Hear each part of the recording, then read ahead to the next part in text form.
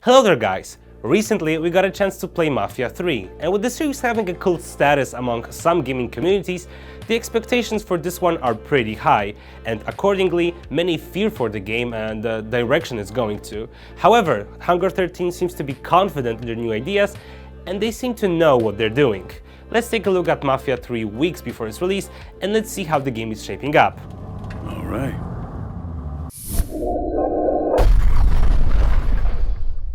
Mafia 3 takes us to the fictional city of New Bordeaux in Louisiana, which in many aspects is based on New Orleans. Our protagonist is an Afro-American war veteran, Lincoln Clay, who just came back from Vietnam.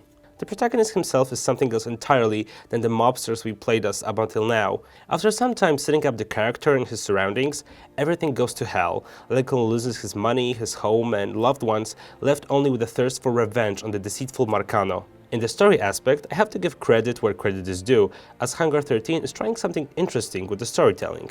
The story of Mafia 3 is pushed forward by Lincoln's monologue, combined with some cinematic cutscenes and scenes like from a documentary film, with side characters giving us insight into Lincoln's story in form of interviews and confessions. And hell, it's quite intriguing. A broader perspective sets up the characters better, and even we can see some more dramatic references to the Vietnam War, which influenced the life of Americans of this era. The best of all, however, is the fact that Mafia 3 is set in the same universe as other games in the franchise, and while not relying on Easter eggs and references too much, the biggest fans will certainly welcome things like recruiting Vito, the protagonist of Mafia 2, to be our partner. The game's prologue gradually introduced us to the mechanics of the game. We try to reach up to some friends, start over, and we do so with the help of our allies, a mechanic by the name of Burke, the aforementioned Vito, and Cassandra, the leader of the Haitian gang. It seems as if the game will offer a lot of freedom in how and when we take over certain districts. For example, in my playthrough, I started off by facing the local KKK and later taking down a nearby human trafficking group, later to turn the newly acquired venue into my own source of income. To take down a local crime boss, we have various optional activities, like raiding their venues, eliminating the higher-ups in their families, or even stealing their money or destroying their porno movie business. Every district takeover can be approached differently, but every time we do so, we have to work with our CIA in contact. Thanks to our source, we'll know where to strike to get the best results, and the best thing about that is that we don't have to clear all of the map's points of interest, only those that can impact our rival the most. What made a great impression on me was that when we finally get to our enemy, we'll take him down in an interesting and unique mission. In my playthrough, I had to attack a certain cruise ship to take my enemy down.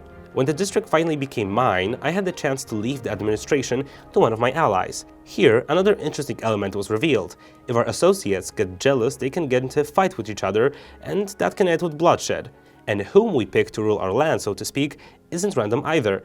Each of our buddies has their own bonuses that increase with the amount of the districts they own. And the rewards range from things like paying off the cops to stop chasing us, or even calling in reinforcements when things get bad. If that element is balanced and thoroughly tested in the final version, it can be Mafia's strongest and most unique gameplay element. Sí, certo. Making Mafia 3 more open world and in many ways similar to the GTA series is what stirred quite a controversy among the fans. It's way different than the previous games, as we can play it just like a Rockstar title. You know, drive around like a lunatic, shoot some cops because it's fun, or steal a car and drive just for the sake of it. Will it spoil the Mafia charm?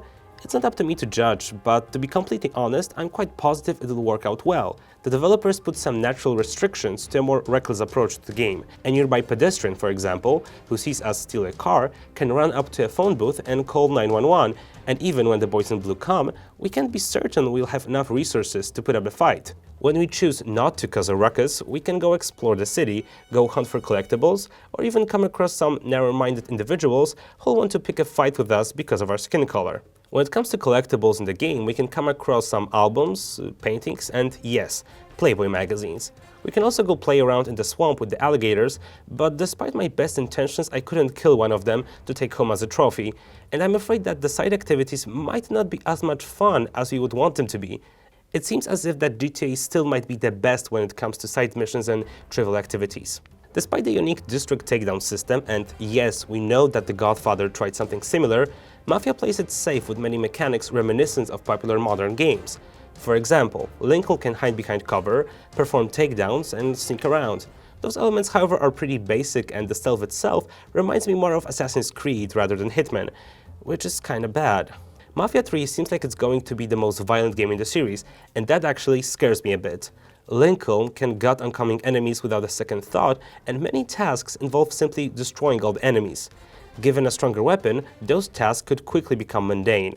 I do have to say something positive about the driving though, it feels really good. Oh, and when breaking into a house, we have an option to lockpick or kick the door right in, which is nice. For me, Mafia was always about a good story, about something more mature than what other games and movies do with the gangster trope, and it seems as if Mafia 3 might lose some of the charm, but it makes up for it with intriguing elements and fun things to do. As of now, I'm quite positive and I believe Hangar 13's vision, but most importantly, I really want to know Lincoln's story and spend more time in the city. Thanks for watching and stay tuned for more at GamePressure.com.